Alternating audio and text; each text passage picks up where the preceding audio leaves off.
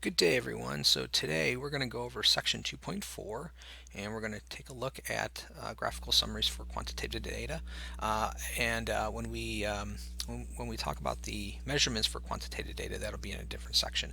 Now, after this section is done of slides, I'm going to take you also into what's called StatCrunch to show you how to make these graphs.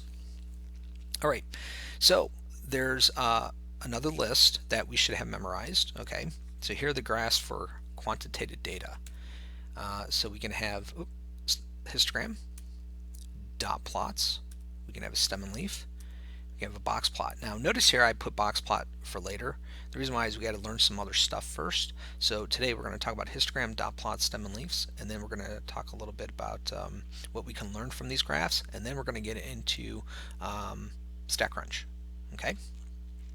Box plots we have to save until later because we have to learn some other stuff first. But certainly box plots go into this list right here. All right. So let's say that we have this data here. How long did it take us to get to campus? All right. So I asked 10 students, and I did it in terms of minutes. And here's the data. So notice I'm going to bring this up now. Sometimes this confuses students. Don't drop zero. Zero is a perfectly acceptable answer in the situation. So person just simply lives on campus. So they were on campus. Okay, it took no time to get to campus. Okay, zero is an acceptable value. Do not throw it out. Okay, if you get zero, all right, fine, keep it. All right, so time to campus. So the first thing that we're going to do before we actually create a histogram, it would be nice to actually put it into a frequency table. And I wanted you to focus in on basically this side right here for right now. Notice I have here 0 to 10, 10 to 20, 20 to 30, 30 to 40, so on and so forth, right? So you might be asking yourself, okay, where do we put 10? Where do we put 20? Where do we put 30, right? Well, um, we have a rule here, and everybody follows the same rule, okay? Is that when you have this first bin right here, what we're actually saying is that this is 0 to just less than 10. The second bin right here is 10 to just less than 20. This third bin is 20 to just less than 30. And so if you do have something that's right on the edge, it's always going to go up into the higher one. Okay, so notice 10 is going to go into this one versus that one. 20 is going to go into this one versus that one. All right. So, and every textbook will follow that rule. All right. And actually, even when we create a histogram, it's going to follow that rule. And you'll see here in a little bit. So we had a frequency of 3, why 3? Because we had a 7, we had a 0, we had a 4. Okay, and then we had 2 from 10 to just less than 20, so we had a 15, and we had a 12. So notice 20. 20 is not going to go in there. Where's 20 going to go? 20 is going to go in here. So we had 3 here, we had 2 here. Let's see the 20, and then we have 24. Then we have another 24, so we had 3 there. Check mark. And then we have 30 just less than 40, so we had 31, 0, for 40 to just less than 50, and then 51. Okay, and then you can do the relative frequency, the proportion, the percentage, so on and so forth. Okay, all right. So there's our frequency table. Let's create a histogram now. So I pulled over the frequency table because I said it's basically going to follow this. So here is the histogram. Sort of looks like a bar chart, doesn't it? But notice that it doesn't have spaces here, okay, unless it has a natural space, because remember there was 0 here, all right? So there are basically arrows here. These are both number lines. So this is the values of the variable down here. Here's frequency or proportion or percentage, whatever you want to show on the left-hand side. And here I'm showing just simply the frequency, okay? And so we have an idea that this is a histogram versus a bar chart because we don't have these spaces here. Why? Because this is a number line. Okay, it's a it's a continuous thing here, and so these things are going to be butting up against one another. These bars. Okay. So notice for 0 to 10 we have a frequency of 3, then 2, then 3. So it's following our rules here. Okay, so the computer will follow our rules with regards to where to put that 10, where to put that 20, where to put that 30, and so on and so forth. Okay, so we should be able to read any histogram.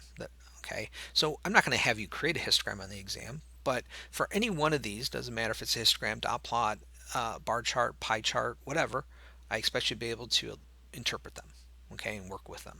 All right. All right. So um, we're going to be drawing a lot of these smoothed out curves throughout the semester, and what I want you to think of is that all this is a histogram. Okay, it's just that you are not seeing the bars. Okay, so you can think of these bars like this. Okay, and so we have lots and lots of bars. Okay, and so on and so forth. Okay, and it's just that we're not showing you the bars. Okay. All right. And by the way, for real data, so this is a theoretical distribution of data. Okay. Um, for real data, you might have something like this. You might have, a bar that goes way up here. Okay. A little bit down here. A little bit up here. Okay, that's fine. For real data, that's going to happen. So you're going to have somewhat peaks and valleys. It's not going to be perfectly what we call symmetrical, okay, but it gives a general shape, okay. And so if we saw something like this, we would say, oh yeah, it's approximately, this particular shape that we can just kind of smooth out, okay. We're going to talk about shapes in a little bit. All right, so when you see one of these graphs, it's a histogram. Okay, how about a dot plot? Dot plot is pretty simple. Okay, so we got the values of the variable down here. We still have a frequency over here. Okay, and we're just not going to state it that we have the frequency there, but that's what's going on. And so we're going to represent each one of these values with a dot. And so 7, right? So there's 7. Over here is 15. Okay, then we have 0. We have 4. So on and right? So on and so forth. Then we have two 24s, don't we? So we're going to represent both 24s. Okay, so we're just going to pile them up there. Okay, so dot plots are kind of boring for small data sets, but that's what you would get for our data set that just has our 10 observations here. What about for a larger data set? A little bit more interesting. Okay, starts to show these where data is mostly clumped up. Okay, and then you got these values out here that are sort of just sitting by themselves. We're going to talk about that, what that means here in a little bit. Notice here at the top it says up to 4 values per dot, and so the computer can handle a very large data set with a dot plot, and it'll do things like that. It'll scale things down so you can easily see it on the computer, okay, on the computer screen. And so up to 4 values per dot, or it might say another one up to 10 values per dot, or 50 values per dot if it's a very, very large data set. Okay, so it'll be able to scale it down, okay, and have you, take a look at it in a reasonable way. Okay, so dot plots. What else? Stem and leaves. All right, so I have to take you back to maybe like the third, fourth, fifth grade. I don't know when, but remember when you talked about like the hundreds place, the tens place, the units place, the thousands place for numbers? That's what's actually going on here with stem and leaves. Okay, and so here is the stem portion of the stem and leaf, and so that here we have 0, 1, 2, 3, 4, and 5, and what these are representing is the tens place. So this is representing 0 through 9, this is representing 10 through 19, this is representing 20 through 29, the tens place. Now why is it representing the tens place? Because our data looks like it had, it's from 0 to 51. It only makes sense to represent the stem with the tens place. Now, if our data was in the thousands, 1024, 2018, and so on and so forth, well, maybe the stem would be in the thousands place. Okay. So what's going to happen here is the computer is going to represent each one of these values, and so we have to represent the 7 first. So the 7 for the units place is obviously 7, but for the tens place is what? It's 0. And so how are we going to represent it? Like that. Okay. So tens place 0, units place 7. There we go. How about 15? 15 would go what? Right about here. Why? Because we got the tens place for 1, units place is 5. Okay. How about 0? Well, 0, units place for 0, 0, and then the tens place is 0, right? But we would like the leaves, so these are the leaves right in here, to be in order. Okay, so probably what's going to happen is the computer is going to move the 7 down and put the 0 in its, where the 7 was. Okay, then we have the 4, and so we're going to have to move the 7 again, aren't we? Okay, and so on and so forth. Okay, and so here is the stem and leaf for this data, and so we should be able to read this, that this is representing 0, 4, 7, 12, 15, 20, 24, 24, 31, 51. Okay, so now what else can we learn from the stem and leaf? Well, think of doing this, of taking this and rotating it 90 degrees. And so basically this line right here is actually going to be on the bottom. And so we have the 0, 1, 2, through 5 on the bottom here. Okay. And so this is what happens, is that when you rotate it, it turns out to be like that. Okay. And if you box these up, what does it start to turn into? It starts to turn into a nice little histogram, and that's the cool thing about the stem and leaf, is that you basically get the benefits of a histogram, but you also see the exact values too. Okay, where you kind of lose that with the histogram. Okay, so notice with the histogram before, you didn't have these values. Okay, so the stem and leaf is great if you have a small data set. Okay, if you have a small data set and you want to represent all the values, this is great. But just imagine having a very large data set.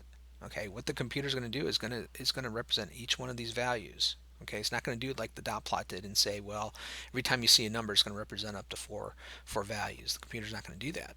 So if you have a very large data set, it has thousands or millions or even billions of records, you can't make a stem and leaf. Okay, because you're just going to have this pile of numbers on the screen that's no good.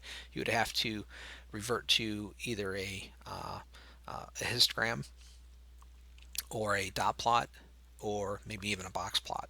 Okay. All right. So, what can we learn from our graphs? So we'll get to the box plot later on in another section. We have to learn some other stuff first. So what can we learn from our graphs? Well, first we can learn where the data is generally located, so we can see its minimum value, its maximum value, and we can also kind of understand where the mean is, or the average is. And actually, for one of the graphs, the box plot, you can actually see where the median is. We'll talk about medians later on. Okay, but generally, where is the data located? 2, variability, aka spread. So what do I mean by that? Is the data really spread out, or is it really condensed? Okay, that's what we're talking about when we're talking about variability or spread. Okay, what else can we identify? We can identify outliers, which are extreme values. So we got this clump of data in one part of the graph, and then we got 1 or 2 or 3 or 4 values that doesn't seem to want to be with the other group of data. Okay, and so you could have outliers that are very small in value or very large in value. And so we'll see that from our graphs. And then basic shape. We'll talk about shape here in a little bit. So let's start with the first one. Where is the data generally located? All right, here's our dot plot. Okay, and so we know that our minimum value is at 0, the maximum value is around 51, 52, somewhere around there. And let's see, if we didn't have this guy out here, we would have probably said, oh, the average is maybe around here. But probably with this guy, I bet you the average is more like in here, somewhere around in there. Okay, so we have an idea of where the data is located. Okay, that's the first thing. 2, variability. Okay, is it really spread out or is it really condensed? Okay, so here's two different graphs. Okay, and what are we talking about? Well, notice here that that our scales are exactly the same. It goes from 30 to over to 160. So 30 to 160. So they're on exactly the same scale. Okay, but this one on the left-hand side is more spread out. This one over on the right hand side is what? More condensed. Okay, we're going to have ways of measuring this here in a little bit in another section. Okay, but certainly our graphs can show variability, and certainly if you want to compare variability between two different data sets, okay, you can easily do that, just like I've done here. Okay. Extreme values, outliers. All right, so here's our data set that we saw before. Remember our 3 observations out here? Okay, so we got this clump of data over here, okay, and they're kind of sitting on one part of the graph, and then we have these 3 guys over here that's sitting on a different part of the graph. These would be considered outliers. All right, and um, so we could have things like this where we have extreme values that are sort of large in value, okay, but you could also have data where you have a bunch of data maybe over here and just a couple of dots over here or so. Okay, that means we have outliers. They're just small in value compared to the rest of the data. Okay, and so we're going to learn how to handle outliers in a different section, but certainly our graphs, any one of our graphs should be able to identify outliers for you. Okay, at least draw your attention to them. Okay, and what about shape? Well, there's 3 basic shapes that I need you to learn. Okay, one is bell-shaped, and bell-shaped distributions have a certain characteristic. What is that characteristic? That they are symmetrical. 2, we have skewed right. 3, skewed left. Those are the 3 basic shapes that quantitative graphs will take on. Okay, now some data sets won't exhibit any one of these shapes, which is okay. But if they do exhibit one of these shapes, then it tells us something about our data very quickly. Okay, and you'll see that as we go through the rest of chapter 2. But for right now, let's just identify these shapes. Bell-shaped. Well, as you can imagine, it forms a bell. But here, notice that we just have one hump here. Okay, and so we have very large high frequency here in the middle. Okay, very high frequency, right? And then over here it drops off on the edges.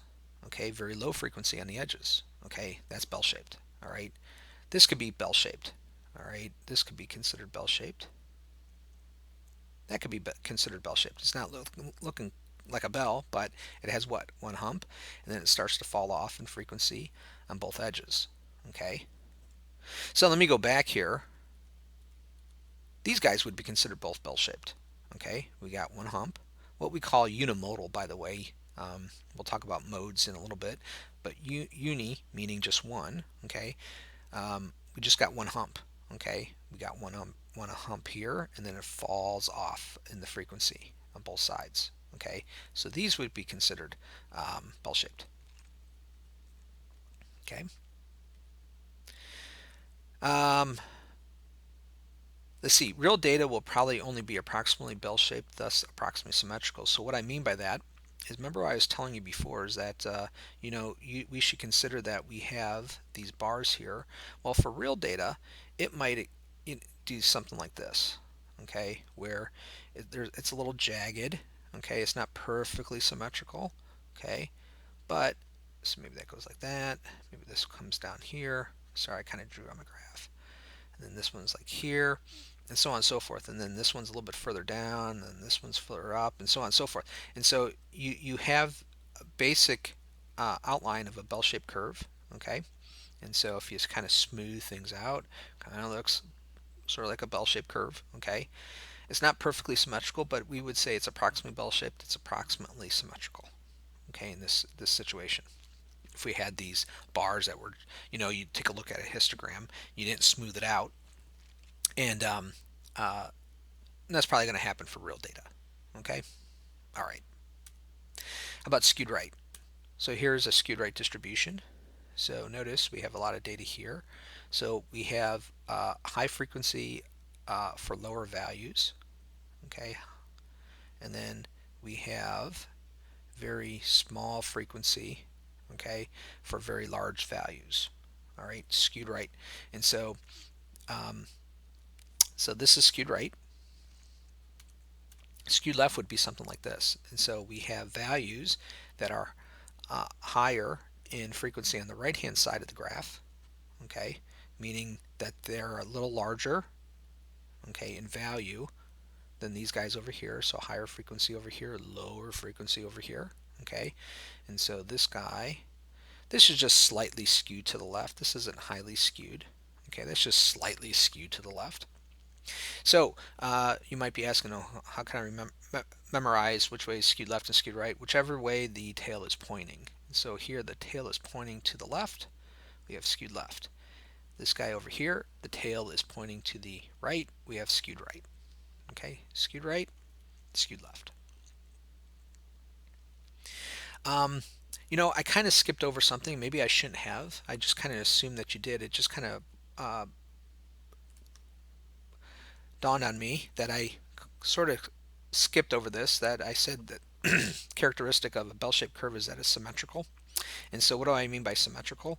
Well, let's see, I kind of drew all over this graph right here, so it'd be kind of hard to show it here. Okay, let me go back to a nice bell-shaped curve that I haven't drawn on, say this one right here. If I was able to draw a line straight down the middle here, that it sort of looks the same over here as it does over here. Okay, that's what I mean by symmetrical, is that we can draw that line and it looks the same on both sides. So I apologize that I kind of skipped over that. It just hit me that I did that. Okay, so certainly for skewed right data, okay, it's not symmetrical. Okay, for skewed left, it's not symmetrical, is it? Okay, but for bell shape, we have approximately, probably going to have approximately symmetrical there. Okay. All right, so don't leave, okay? Because what I want to do is I want to get into um, StackCrunch.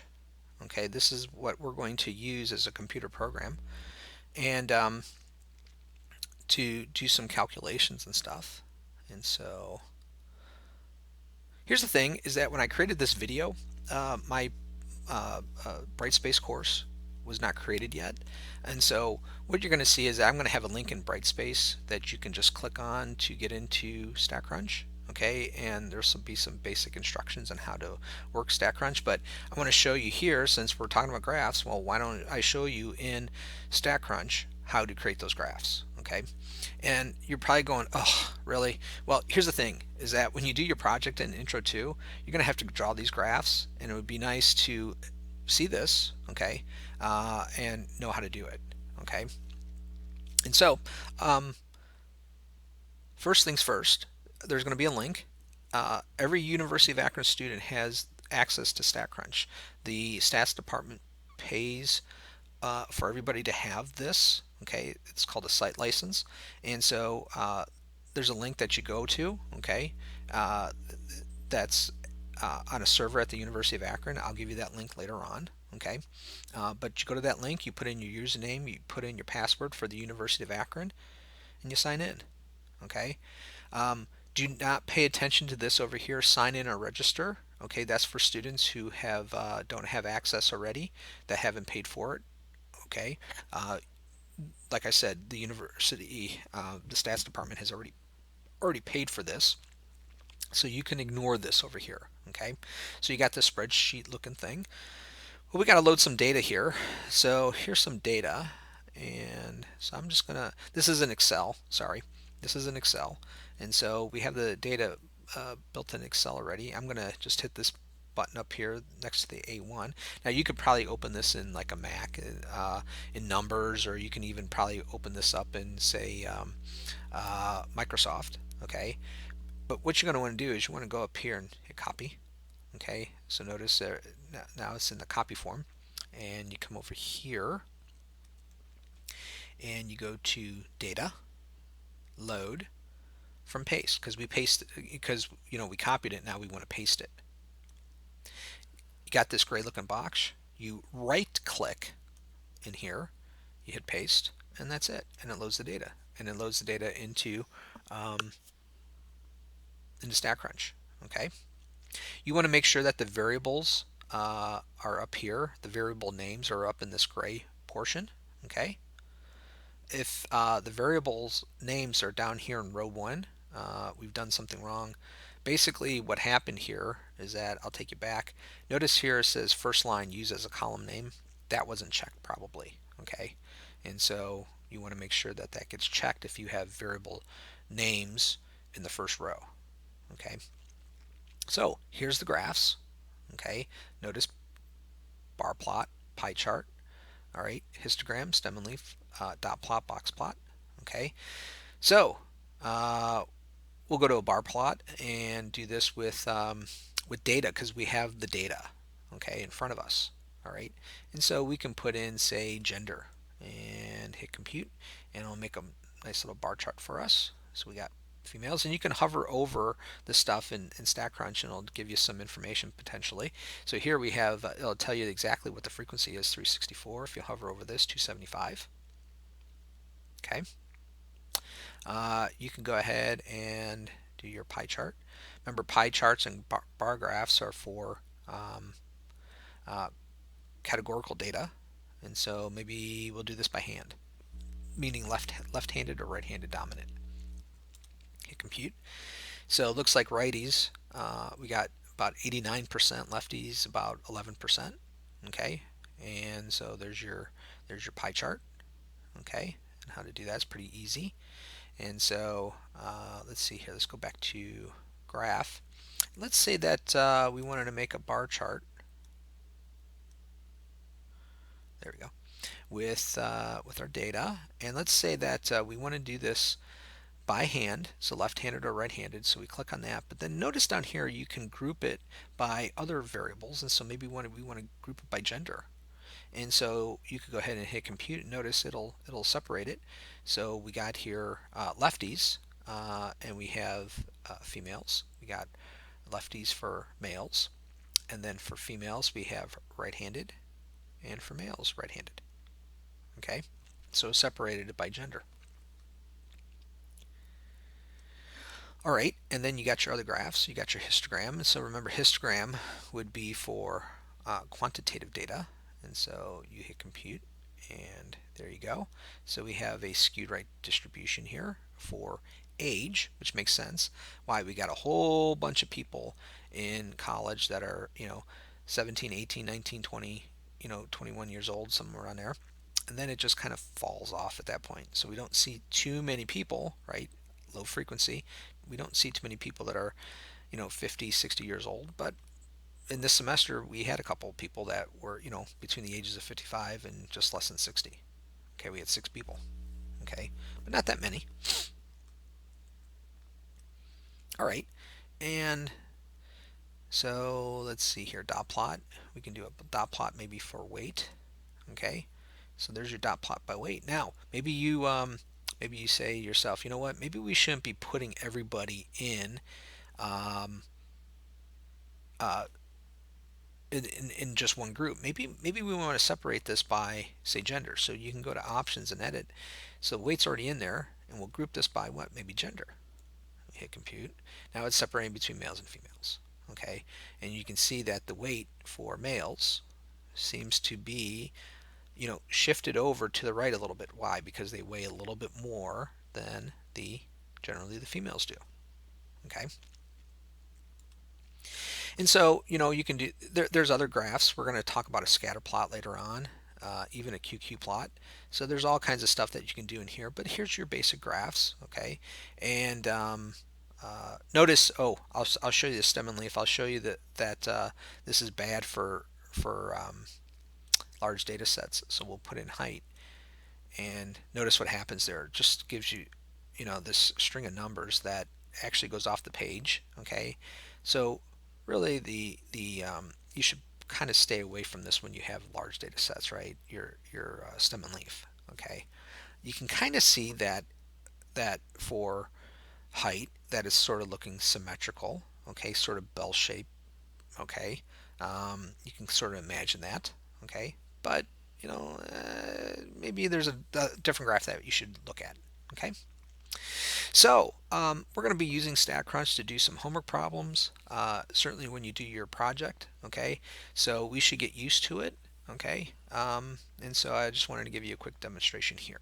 All right, thank you for your time today.